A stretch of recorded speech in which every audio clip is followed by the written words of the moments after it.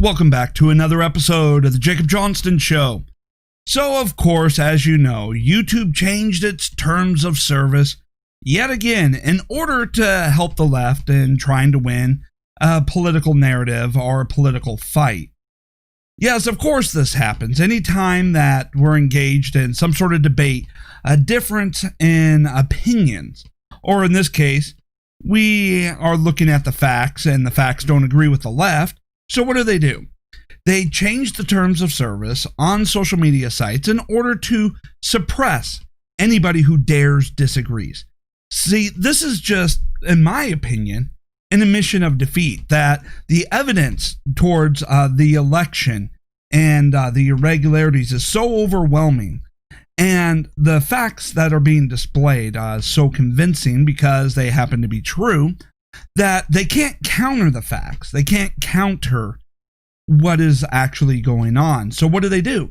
Well, they engage in the only thing that they can do is suppression of information. See, if they can't counter the facts, if they can't counter the evidence, then the only thing that they can do then is suppress all the conversation, suppress the facts, suppress the evidence, in hopes that in keeping all of this out of public view, that through pure ignorance that they would be able to go through and push their narrative, their agenda, their goals. We see this happen all the time on all types of social media platforms, whether it's, Facebook, Twitter, YouTube. YouTube was not as bad there for a while as Facebook and Twitter, but that's probably because they were hedging their bets. They didn't know which way the wind was blowing, and they wanted to be able to have a sense of being able to keep their Section 230 protection should Trump pull through. But now that they're reasonably confident that Joe Biden will be able to illegitimately occupy the White House, they're going back into censorship mode. Now, this is how gaslighting works. This is how dictatorships are able to overthrow democracies. And that is suppressing conversation, suppressing the truth, suppressing all evidence of what it is they don't want you to know. It's either you agree with our opinions or you're not allowed to express those opinions or viewpoints. So the fact that YouTube is having to go in and, just like Facebook and Twitter, and go in and suppress speech, suppress evidence, block links towards where the evidence is, block links towards the PDF files of lawsuits that have been filed, it's just an admission of defeat. It's just an admission that they cannot win based on the facts. Therefore, they just got to keep the facts out of public view so that they can try and use not only social media but the fake news industrial complex to push the idea that Joe Biden is somehow legitimate, despite all the evidence to the contrary. And that if they keep pushing that view, tell a lie, tell it loud enough, tell it long enough and often enough, people will begin to accept it as true. Well, that only works so long as there's nobody else able to present the alternative, the actual truth. And so they figure as long as they're able to suppress what actually happened and then push their narrative, eventually people will be able to accept it as true. Therefore, when Joe Biden, or under their belief, is able to occupy the White House, he'll have a sense of legitimacy in order to be able to govern. But the fact is, very few people actually have any faith in the integrity of this election. And it would be very difficult for a president, to go in to office, occupy the White House, and try and implement an agenda when no one has any sense or faith in the legitimacy of that president, especially a president that would try and enact a radical agenda, such as trying to, assault our Second Amendment rights, trying to go through and say, hey, we're going to start taxing the guns you already have. Either you give it back to the government or we're going to tax you so much that you can't afford to keep your guns, and therefore you'll have to surrender them anyways. Or not being able to afford the guns, now we'll be able to go through and try and, penalize you for not being able to pay the tax, even though there is no legality to any type of gun tax, as well as taxing your clips. Well, a president who would do that, attack your Second Amendment rights and try and force you to disarm by making it unaffordable for you to be able to afford to exercise your Second Amendment right, doing that while also lacking any sense of legitimacy, could trigger a very big problem. Just saying. Especially when you have, attacks on the First Amendment as well, and using the corporations and using social media companies in order to assault and suppress the First Amendment. So this is just an admission of defeat by YouTube that, hey, we can't counter the actual evidence, so you're just not allowed to talk about it. But luckily, it doesn't matter what YouTube thinks anymore. It doesn't matter what Facebook and Twitter thinks. They can't suppress information anymore because we have seen what was coming a long time ago. This is why we now have Parler, an alternative to Twitter, which allows free speech. And I gotta tell you, going over to Parler, it turns out when free speech is allowed to reign, you're able to gain a lot more followers. You're able to engage in a lot more dialogue. Same thing with the alternative to Facebook, MeWe. I've been on MeWe for less than a month, and I already have 10 times the audience that I was ever able to gain on Facebook. It's great. It is just amazing taking a look at that, how fast, when information is not being suppressed, how fast it can go, how popular conservative views are. And when it comes to YouTube, who cares about ScrewTube? We now got Rumble. And I can tell you, over on Rumble, my audience over there is starting to grow quite fast, and her revenue over there, to help pay for the show is already starting to surpass anything that I've ever made on YouTube the entire time that I've been on YouTube.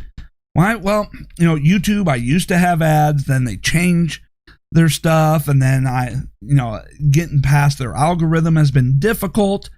It's been amazing since after the election because my metrics, views and watch time and all that is up 1,000%, but I have a feeling that's all going to be crushed as well. But you know what? Who cares? We got Rumble. They can try and enact all the censorship that they want, but the problem is we now have our own platforms. We now have alternatives to Facebook, Twitter, and YouTube to be able to get the information out there. And we are seeing a lot of people going over there, not just the Steven Crowders, not just the Dan Bongino, which of course Dan Bongino would be on there, but we're also seeing Republicans, actual Republicans go over there, like Devin Nunes. Even he's gone through and he said, hey, I've been on Rumble for a very short period of time, and yet my audience has already exceeded what I've built up on YouTube after years and years and years of being on YouTube. And I'm sure Ted Cruz feels the exact same way. So, I don't care what YouTube does to this channel anymore. I got a much better channel now over there on Rumble. All right. Now, of course, as we get closer to the end of the year, I'll be taking a break. And during that break, I may be doing a little rebranding of the channel itself in order to be able to provide you more content, depending on if this channel is still available on YouTube. But over there on Rumble, I'll also be rebranding in order to be able to provide you more content as well, beyond just the show. Okay. YouTube, well, I don't care. We know what the truth is about this election. Because why? Is it a coincidence that in all the places in which there have been irregularities in this election, that they changed the election laws at the last minute in violation of the U.S. Constitution? Where they circumvented and went around the state legislatures in order to change and create new election laws that were designed to weaken and destroy any sense of election security? Did that just randomly happen in all these different states? Or was that a coordinated effort? Did it just randomly happen that in all these places where there were irregularities, the election commission or the election workers were all staffed with radical left-wing activists whose only job, or for a lot of them, their main job, was to antagonize Republican poll watchers and get them kicked out? Or, in situations where they couldn't find, real justification to kick them out, they just threw them out anyways. Did that just randomly happen? Did each and every one of these locations just randomly come up with this idea of saying, hey, we're just going to eject the Republican poll watchers and not let them back in? And during that time that they were ejected, magically, Biden's numbers went from being so far behind that it was improbable that he would ever be able to win, to suddenly there being all types of dumps, data, vote spikes that exceeded the machine's capabilities, and all types of shenanigans that went on. Can you explain how that just randomly happened in all these different places at all the exact same time? No, of course not. When you look at the data and then you look at their actions, you can tell this was a coordinated, pre-planned effort. And there's no denying that in any way, shape, or form. And since the left can't find any, reason, rationale, or any way to debunk the evidence, what do? They just say, hey, you're not allowed to talk about it anymore. If you do, your channel's destroyed. You won't be able to earn any more money. You're going to have your income destroyed, and the information will never be allowed anyways. Well, you know what? As far as that goes, not only do I have Rumble, but I have the audio podcast as well, which again makes more money than ScrewTube, because ScrewTube makes sure that content like this stays down and away from being able to get in any organic search results. No matter how much I engage in trying to do the SEO and the marketing in order to guarantee that in a honest, fair playing field, I would be ranked up there in the search results with anybody else. But you know what? That's the way YouTube operates. So, you know what? YouTube, I really don't care anymore. I'm done trying to play in an unequal playing field on your platform. And I'm going to where there is. Now, of course, the whole, terms of service to keep down and suppress all this information, I question the legality of that. Now you're going, legality of it? They're a private company. Of course they should be able to do this. They determine what is and isn't available. Not under Section 230. Under Section 230, they're supposed to be viewpoint neutral. Under Section 230, they're supposed to avoid editorial decisions, but they want to claim the protection of a platform while acting as editors and publishers. Which gets me to my issue here on what should be done. Now I understand you're going, well, you're telling us to do it. Why don't you do it? Why? Because I don't have the money to take on YouTube. Maybe I should do a GoFundMe. All right, but here's my legal theory. We're not going to be able to file a lawsuit based off of the First Amendment because they are a private company. But we can go after them for consumer fraud. Right? And we can go after Facebook and Twitter for consumer fraud. Think about this. They go out there and they market their sites as platforms. And in exchange for access to their platforms, we pay them in the form of personal data.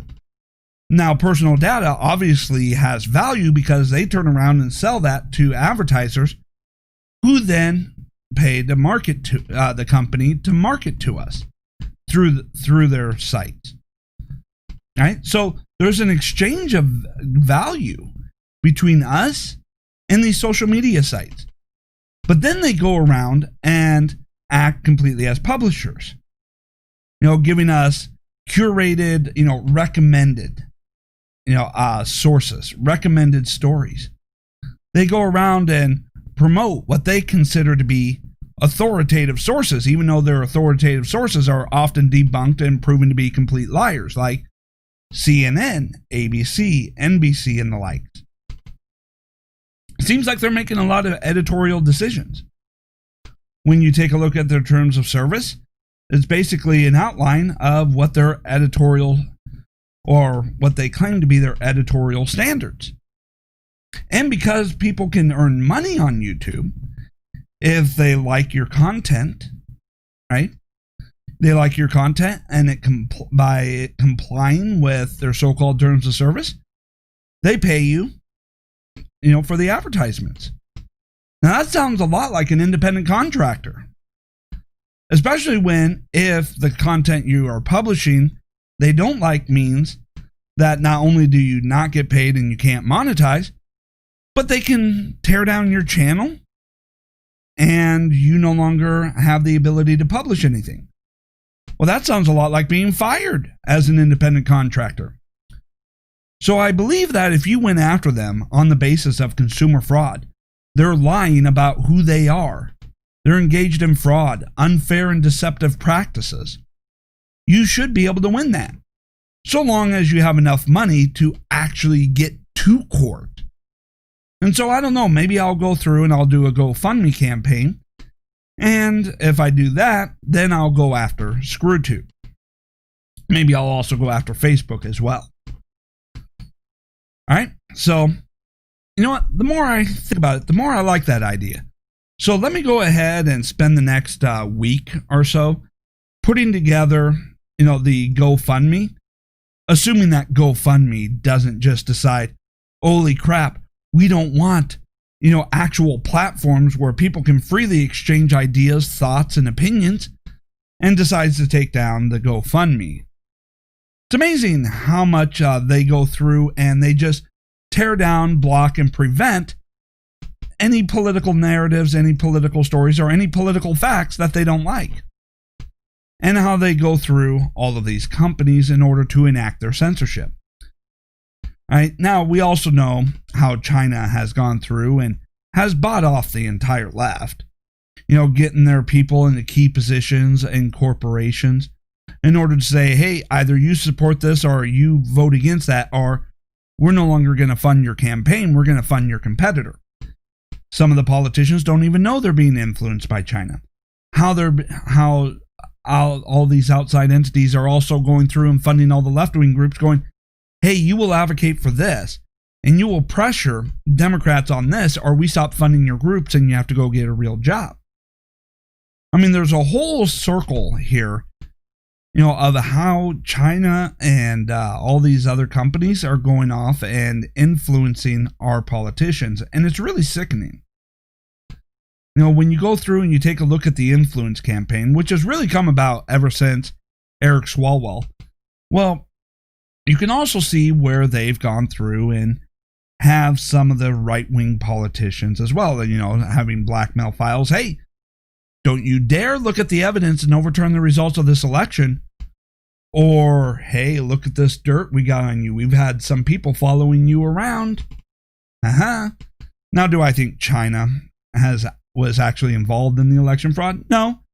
But I'm very much sure that they are taking advantage of the situation to make sure that that fraud actually goes through.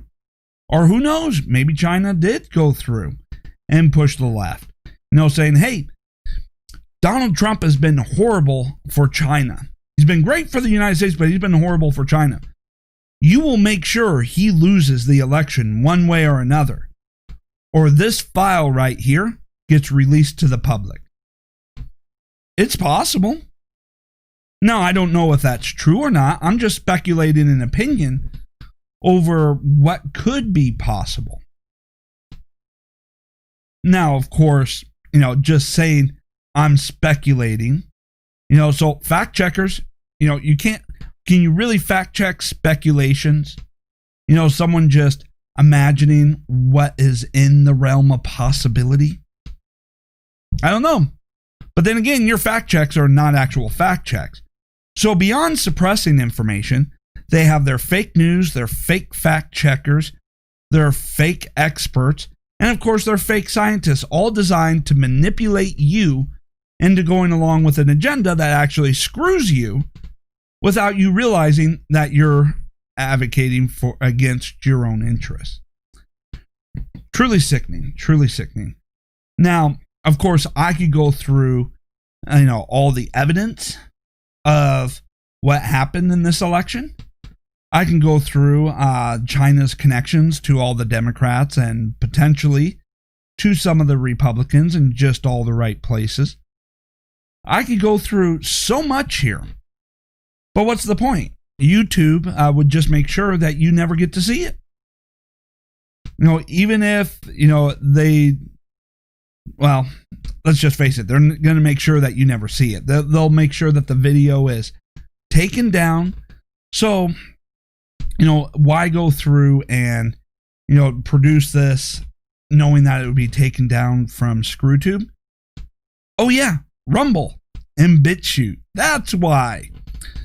So, but we already know all of this. I mean, we've gone through time and time again. Me and about 100 other conservatives have gone through all of the data. That hasn't changed. We've gone through everything that the left did in order to engage in all of these shenanigans and fraud. Well, that hasn't changed either. Now you're going, well, these judges are tossing everything out of court. They're tossing it out without even looking at the evidence. They're coming up with excuses such as, oh, you don't have any standing. You just don't have standing to bring a lawsuit, so it doesn't matter what the evidence says. We're not going to look at it. Isn't that something? Refusal to look at the evidence. Amazing. And then, of course, when it comes to the few lawsuits that the Trump campaign has actually filed, they just go, okay, yes, you're right, there was fraud, but it wasn't enough to overturn the election, therefore, we're not going to do anything. But how do you know? We have enough that should trigger a forensic audit, an investigation. But they won't do it. What are they so afraid of? Really quite amazing. And then you take a look at these Republican legislatures, and you wonder, what's keeping you from exercising your actual authority? Why are you trying to go off and promote as if you are helpless when the reading of the Constitution proves that you are not helpless? That you could stop the steal at any moment. Why is it that the governors and the Secretary of States, when they are Republicans, refuse to do anything? Oh, excuse me. So, why is that? There is no answer for that. And you know what? These Republicans that don't take action to stop the steal, and when we say stop the steal, it means, hey, there's a lot of evidence of the shenanigans that went on. We want a full forensic audit of the machines and of the mail-in ballots before certifying the results, before going through. And yet they wouldn't do it. If they're so confident in the legitimacy of this election, if they're so confident that this was the most secure election in the history of the United States, then why are you afraid of a forensic audit? One has to wonder. Maybe it's because they know that what they are feeding us is a line of BS. Okay. All right, here. Gonna move on. No sense in beating a dead horse because, at this point, even though YouTube is now saying, hey, we're no longer allowed to talk about this, well, all the information is already out there.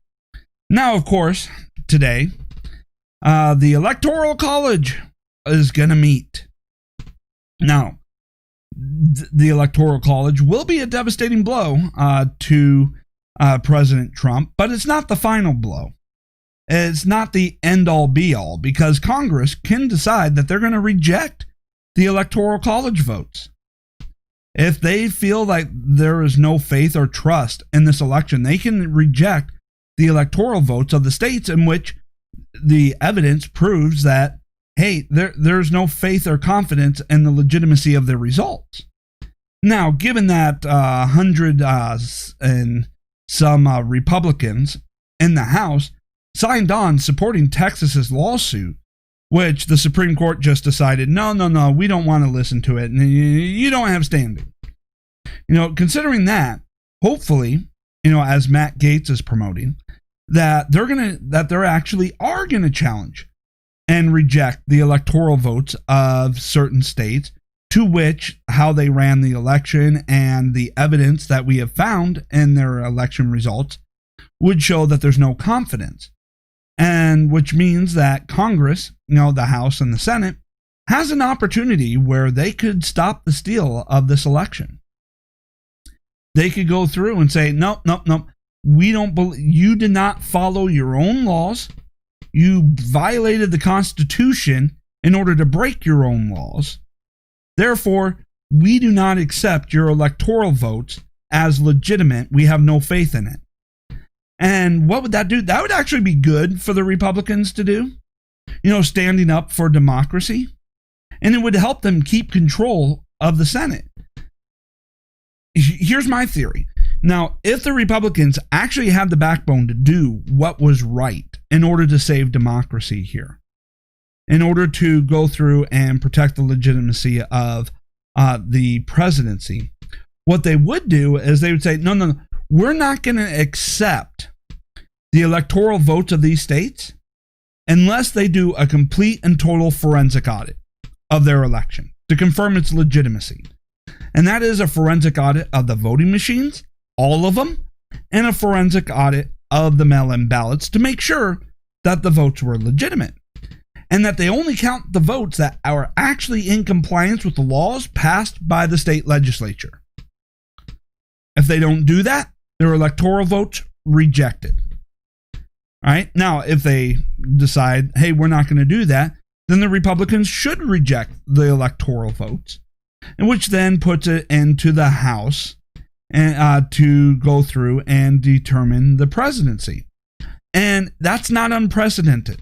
That's happened several times in the history of the United States. And guess what? We're still here. So they should do that. And if they did that, the likely outcome would be a President Trump second term. And when you take a look at that and you see the Georgia runoffs, well, that would only encourage and motivate Republicans to come out en masse. Because then at that particular point, they would realize that, hey, we need to put in the 2 Georgia senators in order to keep the Democrats from going through another phony impeachment process. Now, of course, even without the Georgia, senators, we would still have the tie-breaking vote with Mike Pence, so we would still be able to get through most of anything that we wanted, assuming that the rhinos do not, just give us the big middle finger, which, if they wanted to get reelected, they wouldn't do. So when we go through and we take a look at all of this, the Republicans have a chance to actually stick up for democracy and their base. And if they did, they would be rewarded. All right. No doubt about that. They would be completely rewarded for their actions. Okay. Now, there is indications here that, Biden might be able to get away with this illegitimate election and get into the White House. And they do have an economic plan that they are trying to push. And in fact, they're going out there and they're already trying to provide help for the people who are unemployed in order to help them get jobs. Now, it's interesting because they're doing this in advice over how to get the jobs, how to interview, and all of that. And Kamala Harris, I hear, is having a lot of input into the development, modeling the advice off of what she did in her career in order to get ahead. And so I went through and I've taken a look at, the videos that are, already starting to circulate and leak. And I found it interesting because it's, tip number 4 for landing the job interview, which Kamala Harris had very much involved in creating this video. And again, she modeled it after her career. So let's go ahead and see the advice and information coming out of Kamala Harris's office to help people get jobs. Good body language is crucial when interviewing, so avoid poor choices in posture for one that exudes confidence and professionalism. Okay. I couldn't help myself on that one. I had to go through there, and hopefully, I didn't ruin the joke. I know I have a dry sense of humor, and you might not be able to tell when I'm setting you up for some comedic relief. All right, but I couldn't help myself on that one. I know, bad taste, poor taste. Okay, so we do see that the media is already starting to, now that they think that Trump has lost, already starting to go through and starting to compliment him some now. Starting to go through and normalize him. The things that they should have done all along, because now they're going to spend the next 4 years trying to set up the narrative forget everything that we said about Trump.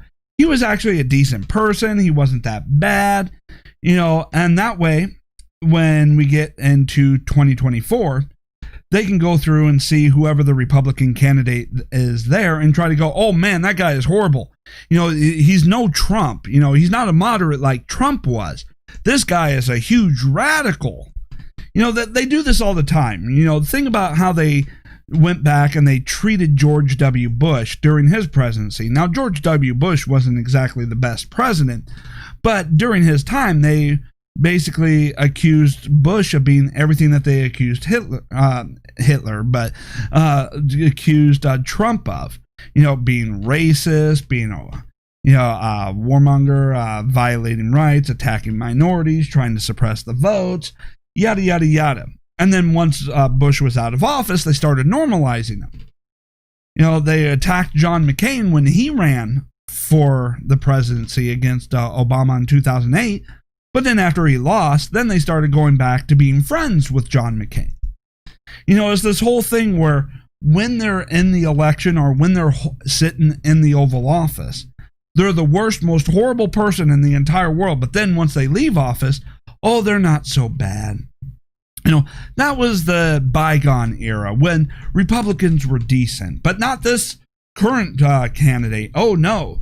So they're going off and they're now trying to normalize him, trying to rewrite, our memories of how the Trump administration was, even though they're using real information here, at least, some of the information that they're using is real.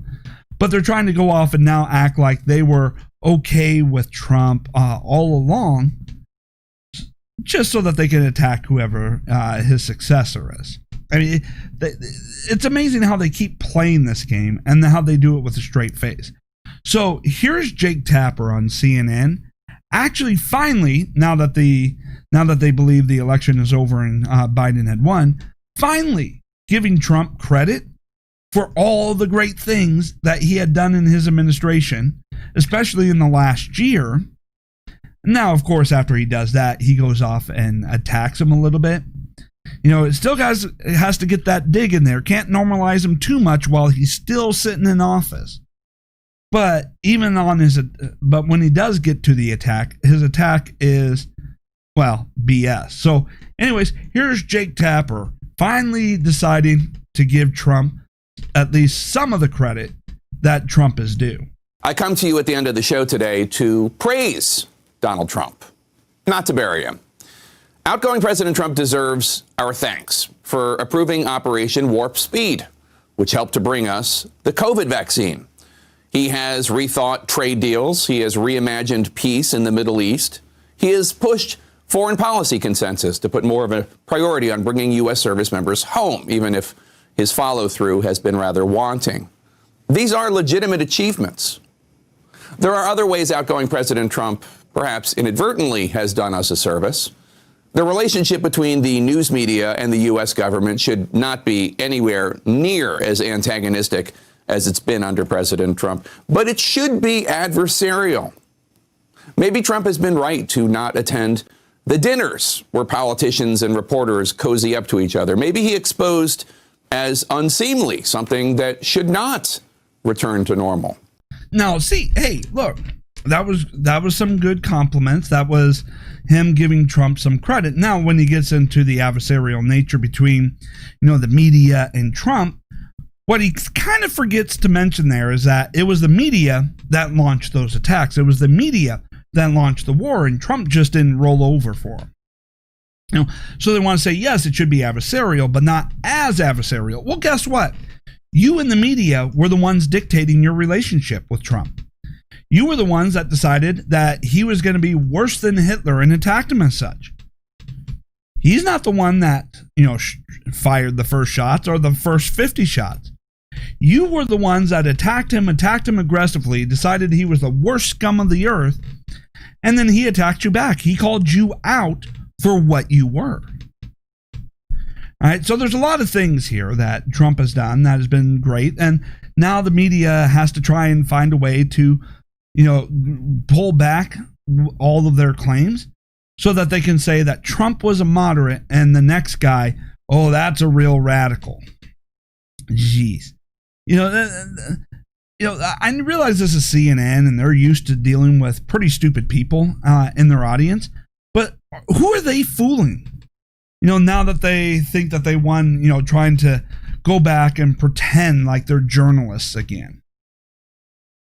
Is anybody going to fall for that? And that's what they're going to hope to be able to accomplish over the next 2 to 4 years. Now that their credibility is completely trashed, and they're going to think, oh, yes, it was worth it, because, we're going to get Trump out of office.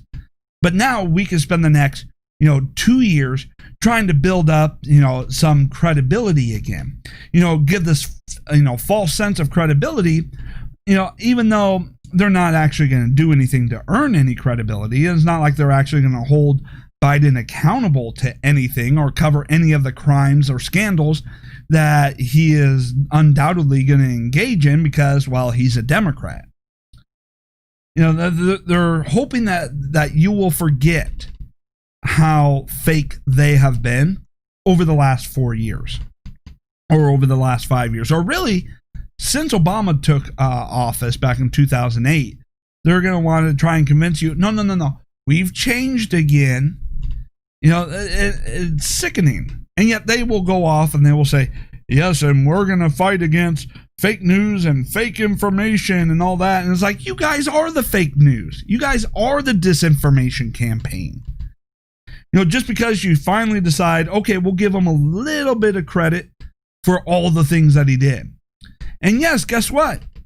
Just as we're ending the last week, we got another peace deal in the Middle East. It's amazing. Trump has been the most successful president, which is why they had to engage in such deep levels of corruption in order to get the results that they wanted. In the end, the full force of the establishments, the media, and Hollywood could not touch this president, which is why they had to do it through algorithms and good old-fashioned ballot stuffing. Now, unfortunately, what I want to do here in talking about this is, a while ago we heard this story that the Seidel servers were raided over in Germany, and that they were going to go through and be able to analyze the data, and then they would be able to tell us what the true results were, unaltered by the algorithms. Now, I've been hesitant about this. I mean, at first I'm like, yeah, I haven't heard a whole lot about this from a lot of sources outside of The Guardian, so I'm going to reserve.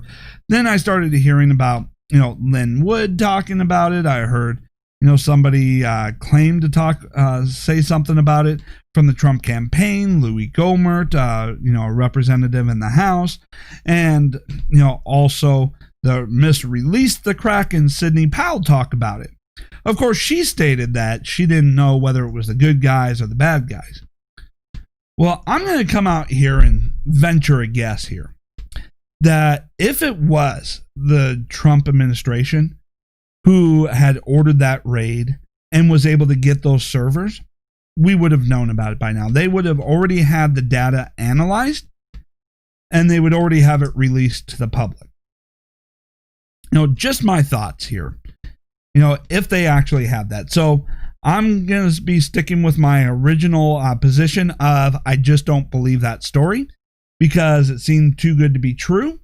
And if they did, they would have had enough time by now to do a full forensic audit and be able to release what the true results of the election were. So it would have been nice had they gotten it, but unfortunately, I don't think they did. Okay. So I got a special treat for you on this episode of the show. Yes, I do. I actually, found some people who want to come on and talk about the election. So let's go ahead and go to the phones and figure out what people want to say. Because the show has been growing so much, especially the podcast version of the show, and that is in large thanks to you, the audience, who invest your time in listening to the show. But people have been reaching out to me, asking if they can come on the show, do an interview, or, be able to address something that is going on in the culture. And so I thought, okay, why not? Why not bring on a few people onto the show? So what I'm going to do is I'm going to introduce the guest on the show. There's several of them. And then I'm going to ask them a question related to the election and the perception of election fraud. And then I'm going to give them a chance to respond. Now, I've asked them to not take forever, but to try and keep their response as succinct as possible. So without further ado, let's go ahead and welcome on the first guest to the show, Mr. Tony Bobolinsky. Now, Mr. Bobolinsky, you stated that you found out that the Democrats, especially the Biden campaign, was intentionally planning on election fraud in order to get into the White House, and that you confronted them about it once you discovered it. Can you tell us a little bit about that interaction and their response? Yes, he said it directly to me, one-on-one in a cabana at the Peninsula Hotel after about a hour and a half, 2-hour meeting, with me asking out of concern, how are you guys doing this? Aren't you concerned that you're going to put your brother's future presidential campaign at risk?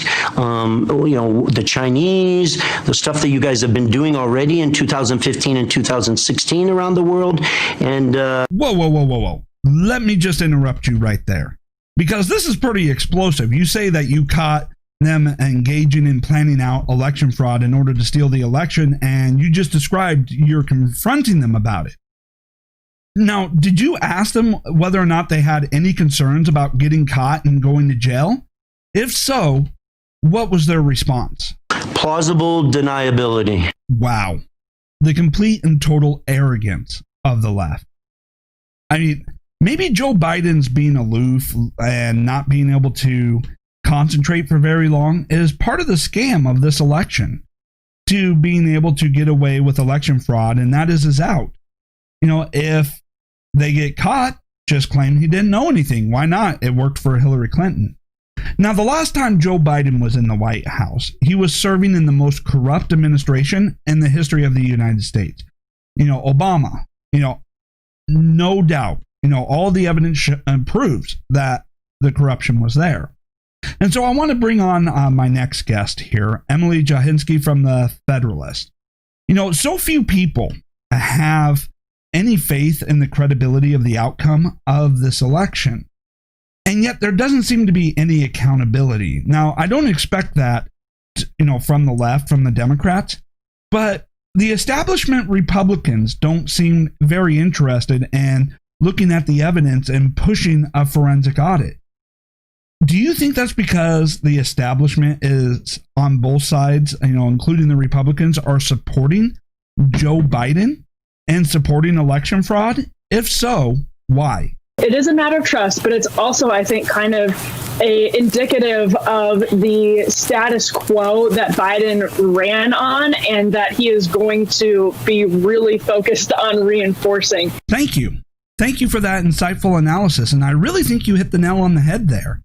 Why it is not just the Democrats, but why the establishment Republicans are so willing to go along with the fraudulent Biden administration.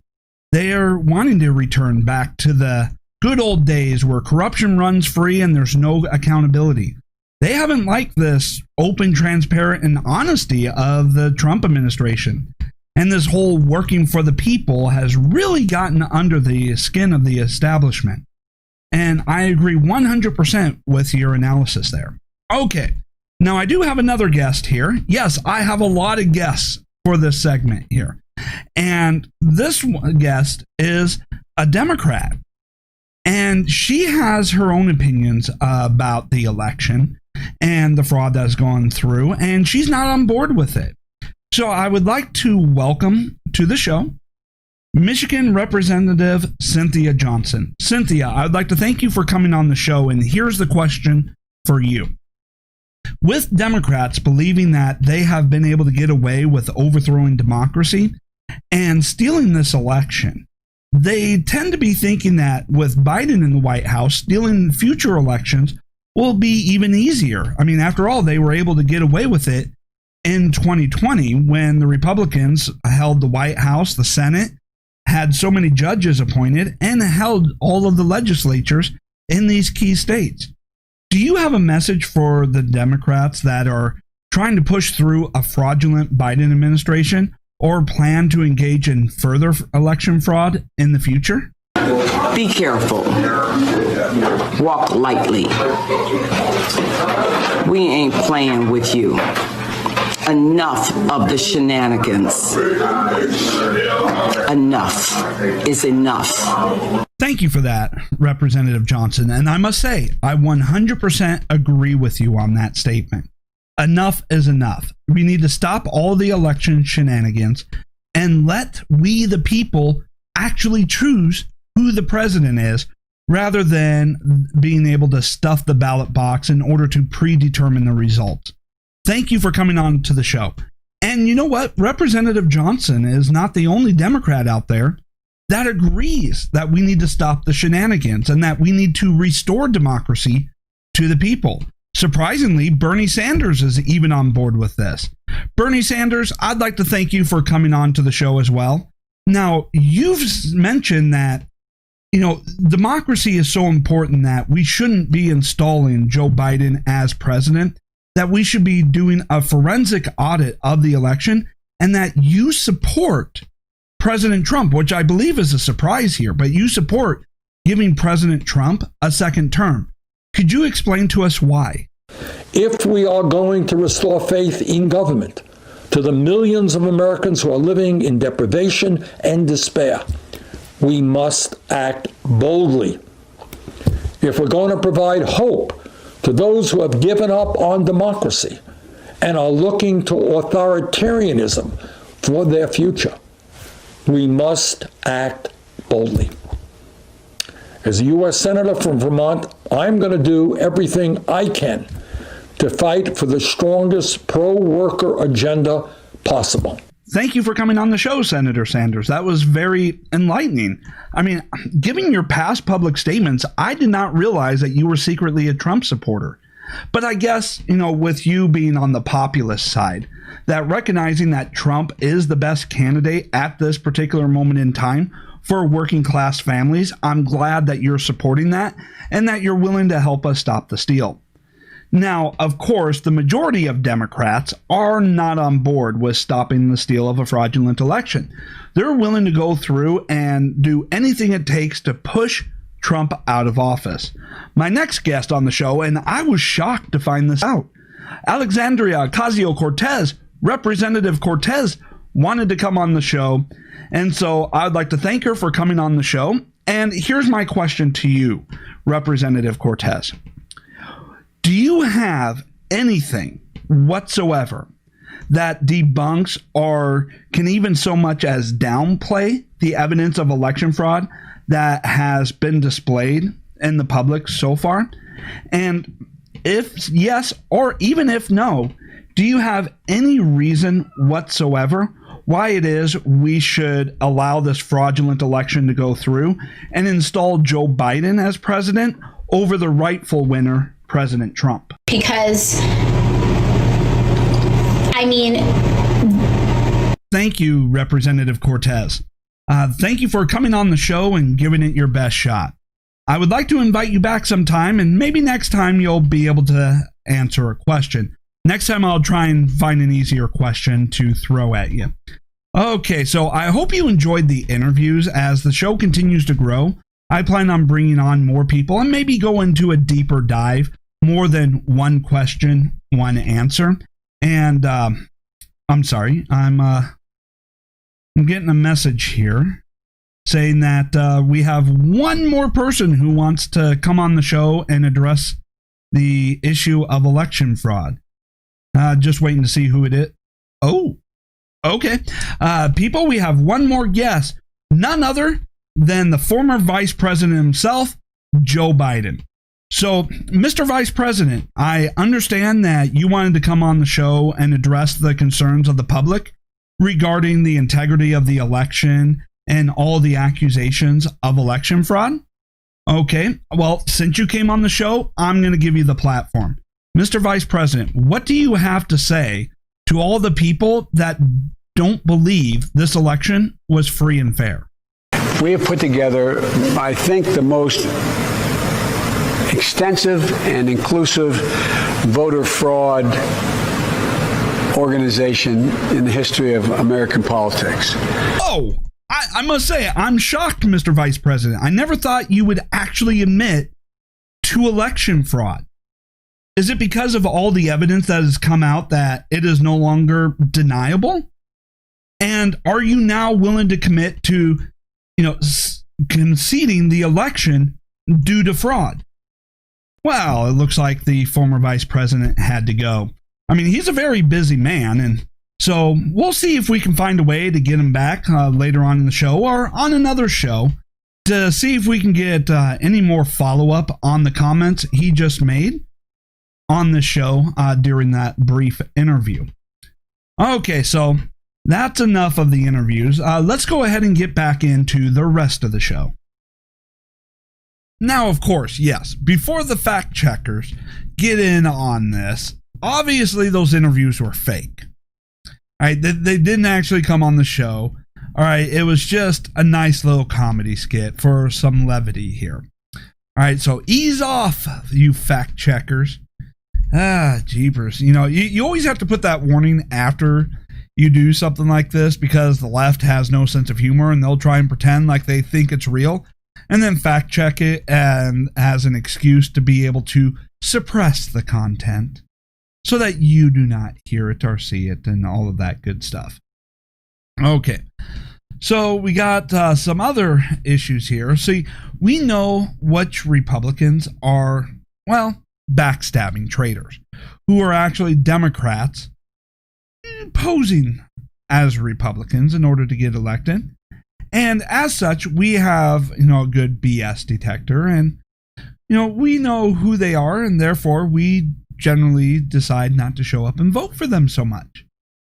Here's an example of one such Republican, and of course, CNN gives him praise. Outgoing Republican Congressman Denver Riggleman delivering a fiery farewell address on the floor of the House, calling out those who spread disinformation and undermine democracy.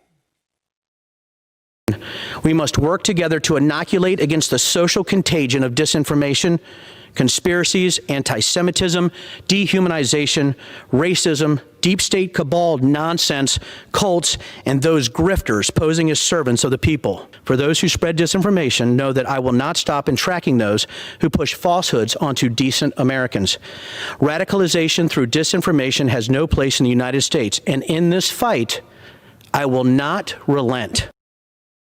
Oh no, I can't imagine why Republicans didn't show up and vote for him.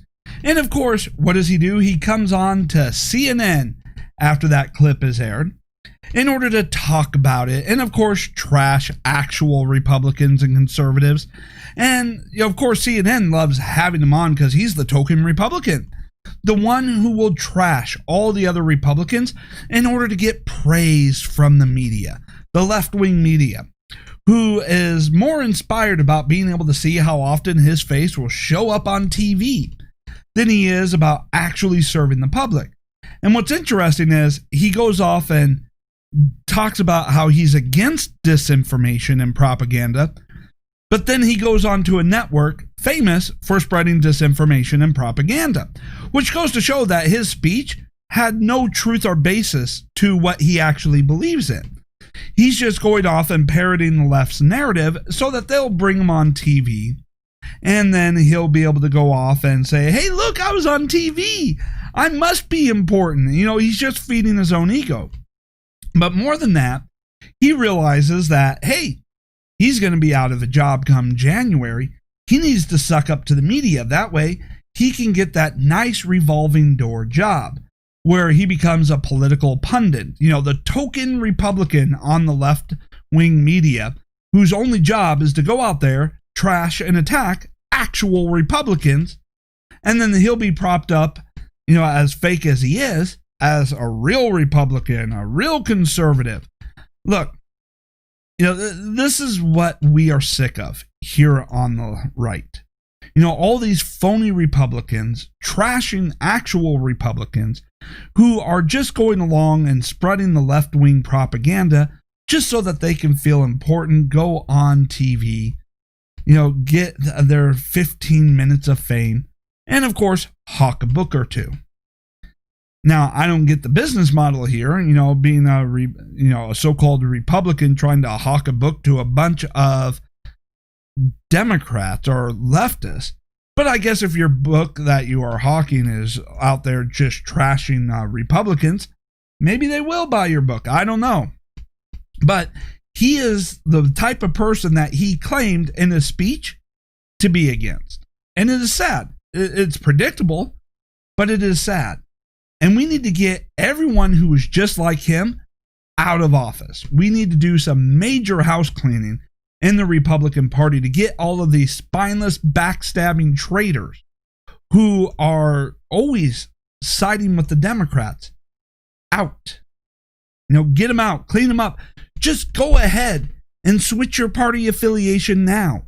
Stop trying to hide out in the Republican Party just to get elected. Just be honest about who you are, and then we can replace you with an actual Republican and an actual conservative. Just totally sickening. Now, of course, these Republicans haven't figured out something that is so blatantly obvious that even someone who is on the far left has managed to figure out. As brain dead as they are, as brain dead as this person is, he has figured out, the huge shift in the Republican Party. And, there's a lot of Republicans yet who just out of fear are not going off and conceding the idea that Joe Biden won because, well, the legitimacy of that is very much questionable.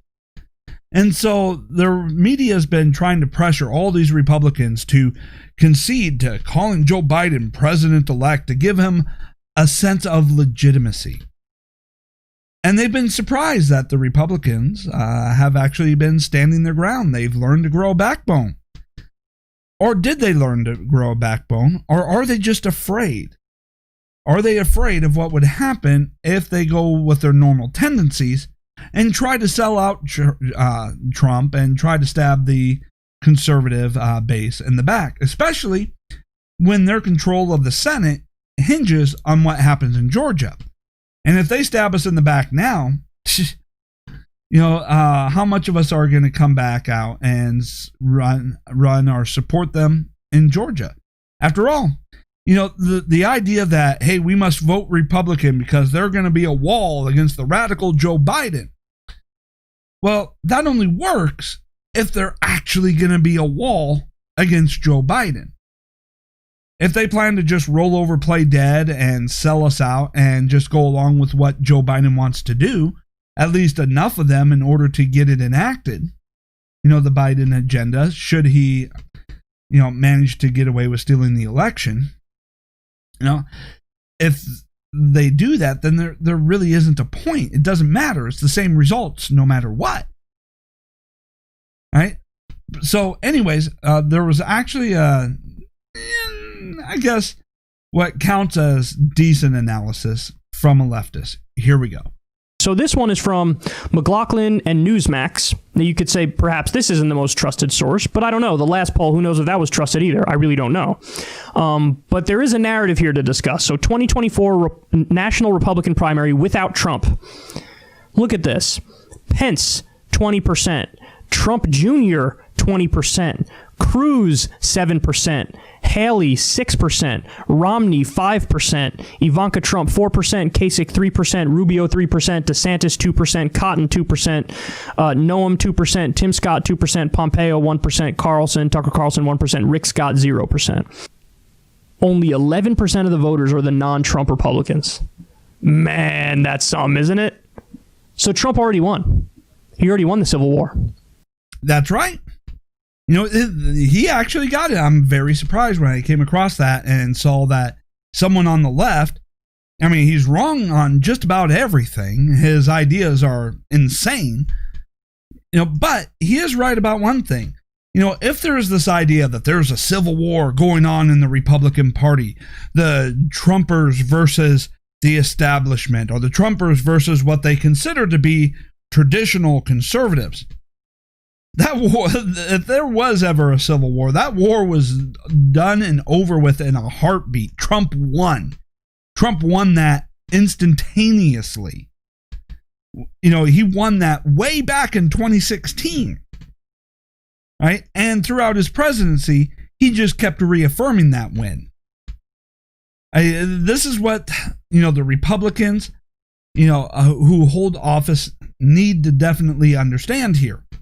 We're not going to go back, you know, if Trump is removed from office, we're not going to go back to the way things were before, where you go off and you give us lip service, you know, during your campaigns, act like you have a spine during your campaigns, and then sell us out, lie to us, backstab us once you get into office. You know, this whole, you know, vote for us because the Democrats are the only other option. We need more of a reason than that. And we're not going to go back to business as usual. We are going to continue to demand the Trump doctrine. Why? Because the Trump doctrine is the first doctrine to prove itself to be far superior to the Reagan doctrine. In fact, it's just Reaganism on steroids. Right? We want to continue to seek peace in the Middle East. We want the America First agenda. We want the standing up to the insane radical liberal media. We also want you to tackle Section 230, update it so that these companies, you know, can, you know, have a clear, you know, undeniable, hey, you violate this, you lose your protection. Okay? I believe we could still go after them in the courts for consumer fraud, but it depends on the judge. I know from experience that if you get a left-wing judge, they're not even going to bother looking at the evidence. They will purposely write lies into their court orders in order to favor, you know, a particular, you know, to favor a defendant or the plaintiff, you know, whatever side that you're on. They will openly and blatantly lie in their court orders and do so based off of politics. So we can't just rely on the courts, and maybe that's the only reason why these social media companies still have Section 230 protection. Why it's so hard to sue them. Because judges do not actually look at the evidence. They just go through and say, hey, this is my political leanings, and so therefore I'm just going to find some BS excuse to support the side that fits my political narrative over the laws. But yes, this person understands, you know, there is no civil war going on in the Republican Party. It was fought. The establishment lost. Trumpism is what people are demanding. And I think there's also a lot of Republicans out there, especially like Jim Jordan, that has woken up, seen what Trump has done, seen how much support he's got, and go, holy crap. You know what? If I continue to support the Trump doctrine, if I go through and prove myself, you know, to Trump supporters to be, you know, the inheritor of Trumpism, you know, I could be president in 4 years. Because whoever is going to go out there in 2024 and campaign on the Trump doctrine and campaign on the idea that they will be the most loyal to the Trump doctrine and continue it on, that will be the person that gets the votes in 2024. Now, if Trump doesn't manage to succeed in fending off the steal of this election, well, then Trump is a shoo-in for 2024. Yeah, as long as he remains in good health. I mean, his age is always a consideration, because we'd be talking about not just how well he'll hold up over the next 4 years, but how well he would hold up over the next 8 years. Trump Jr. definitely seems like a good shoo-in for the presidency. And Mike Pence, I'm not sure how well I think Mike Pence will hold up without Trump. If we take a look at his record prior to Trump, he didn't seem to have much of a backbone. Okay. So anyways, that's it for this particular episode. I'd like to thank you so much for listening, watching, depending on how you get the show, whether you're just getting the audio or whether you're getting the video. Of course, don't forget to subscribe if you are over there on Rumble or BitChute. Now, BitChute, there is a problem where I noticed that only about half of the episodes I upload actually get processed and published. I don't know why. Even though only half of the episodes do, it still manages to gain an audience. So I'll have to figure out whether it's a video formatting issue or what the problem is. But if it was a formatting issue, then, explain the other half. So anyways, don't forget to subscribe if you are watching this on Rumble. And I guess, if you manage to find this video on YouTube, go ahead and subscribe on YouTube as well. But make sure you also subscribe to me over on Rumble. That way, when YouTube inevitably takes down this channel for daring to espouse opinions contrary to leftist belief, you will still be able to get the video version of the show. Okay? Leave me comments, likes, you know the drill. If you're listening to the audio version of this show, then go ahead, make sure you subscribe, leave me ratings and reviews, share this. Let's help me get past all of the censorship online, which is really hard to do, but help me get past all of that and help flood the internet with more conservative voices and combat the liberal censorship. Thank you so much, and I will be back again soon.